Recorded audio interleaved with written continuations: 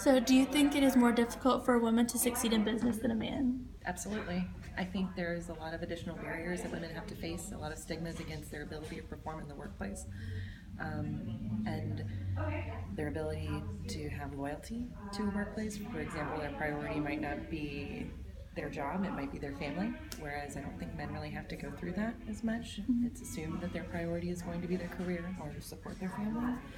And I think a lot of it too is personality based. I think a lot of people think that women are docile and not as aggressive, and they don't have the skills needed to succeed in business. What are some what can women do to fix it? Team together. I think that's probably the biggest thing, is work together and keep trying to break that glass ceiling, keep trying to push each other and be a support system for each other, and correct people when they say the stereotypes or act on the stereotypes of women not being successful. And do you believe the glass ceiling is still a big issue? I really do, absolutely. Is there any advice you'd give a woman entering into business or into the workplace in general? Absolutely.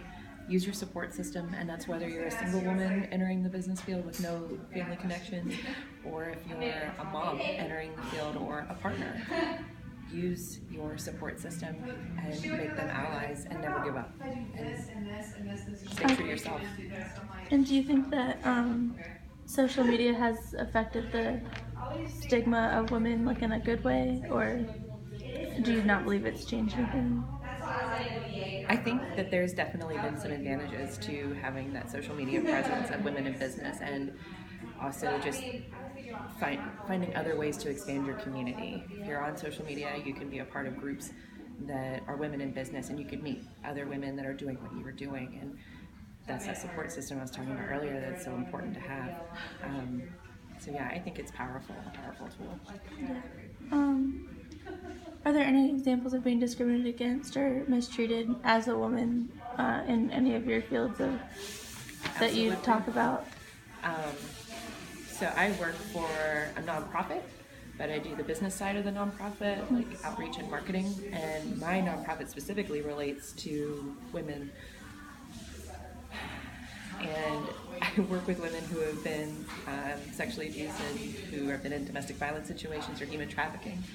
And I still have men when I go to my business functions who are like, oh, those aren't real issues, or why do we need that? And I still get sexually harassed at these kinds of things. I was in the parking lot of my job and I had someone whistle at me 2 days ago. Wow. Like, it's so real. It's very real. And when I was in the military, it was even worse. It was a constant.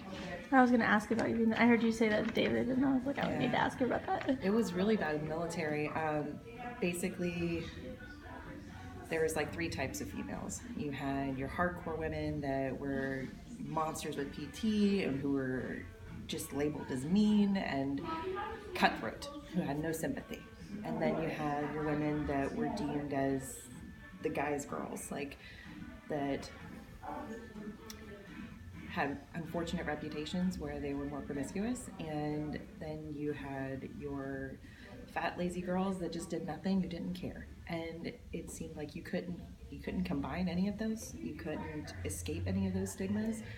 And it was really difficult trying to be my own person and not fall into one of those categories. And just because I was a mom really negatively affected me, because I was a woman really negatively affected me, and the culture isn't conducive, I think.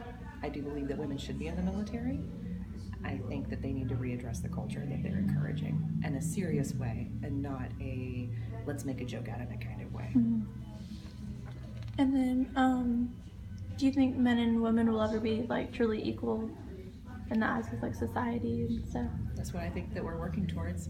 I think equal isn't the goal. I think equity is the goal when it comes to minorities, and I think the best way to do that is to take into consideration that I can use my power and my privilege to help other women. And for example, as a cisgendered white female, I have the opportunity to lift up other people who are in other minority communities and use my power and privilege to help them. And that's the only way that we're going to succeed. I do think that we can continue to work towards this goal. And it's going to take a long time, but I refuse to give up.